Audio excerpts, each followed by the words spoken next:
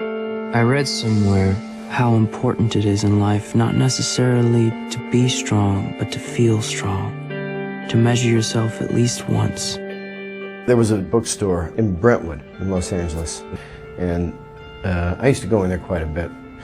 And I saw the cover, and I judged the book by its cover, essentially, and I grabbed it, and I ended up reading it cover to cover that night, twice. Very early the following morning, got up whenever I did, and I started trying to explore the film rights, whether it was available to be made. And that turned into what became a 10-year kind of courtship.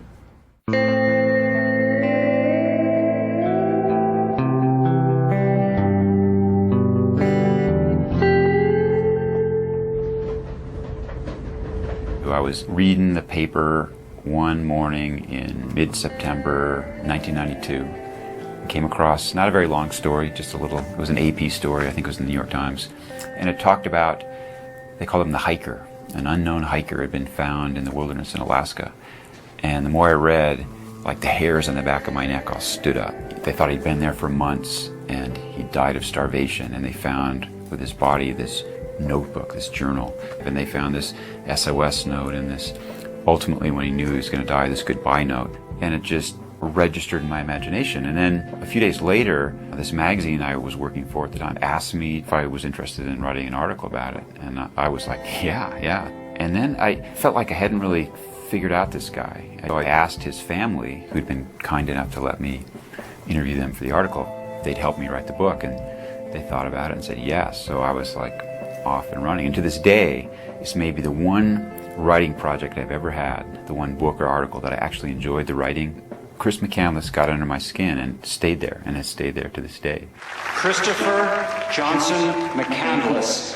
When the film opens, Chris is in Atlanta and he's just graduating Emory University, and he's right at the juncture in his life where he's going to make that big decision. You know, he's done with school, and now he's going to be done with Chris McCandless. He is shedding the skin of his past and embarking on a new adventure to be Alexander Supertramp, which is the name that he creates for himself, is the kind of wandering adventurer who can do anything, scale any mountain, and accomplish any goal.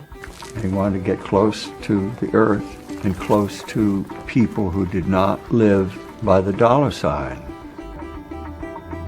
He found repulsive. And so he went west. We've always gone west in this country to find the wilderness in ourselves or in nature. That's one of the most kind of controversial and puzzling aspects to the story, was that he didn't leave a note for his sister, he didn't tell his mother and father, he just left and then never contacted them after that. Did you know about this? He didn't say anything. I definitely identified with Chris McCandless. And Alaska, I mean, when I was 23, I did something like McCandless did. I went into the very remote part of southeast Alaska by myself, spent 3 weeks, but I survived. And so when McCandless went to Alaska on this adventure and died, and people said he was crazy, he was suicidal, well, that's what they would have said of me, or worse, if I had died. And I came very close to dying several times. And I wanted to explain him, or try to explain him, because it was sort of a way of trying to explain me to people. You know, I think Chris McCandless was an incredibly charismatic, incredibly intelligent, incredibly disciplined person. You know, I think that he had grown up and had a lot of hard times that he had gone through personally, and he dealt with them by going on amazing adventures. I talked to his parents a lot, who were very interesting, very good people, and very, very helpful.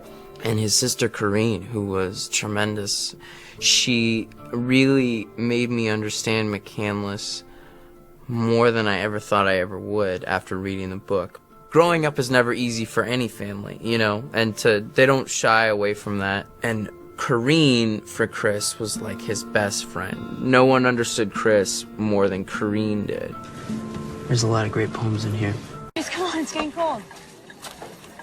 You're gonna see a classic story about America, really. I mean, these are Americans he meets the whole time, you know, and the people that I was able to meet on my journey of making the film were just great. I mean, I remember there's this guy, Insane Wayne, who is an old local of this place, the Slabs, and he was actually in jail at the time that we were shooting, and Sean called up some figure of authority and convinced him to let this guy out of jail and just play in this concert that we were having, that we were going to shoot.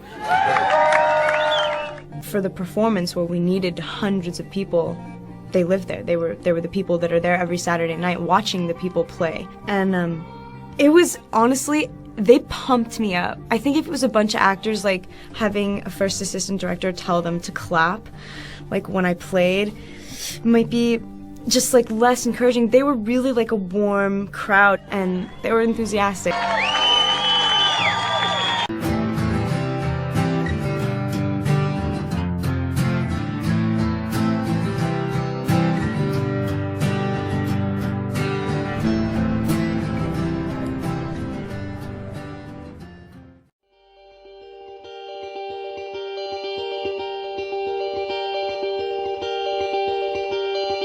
Have no fear for when I'm alone. I'll be better off than I was before. I've got this life, I'll be around to grow who I was before. I cannot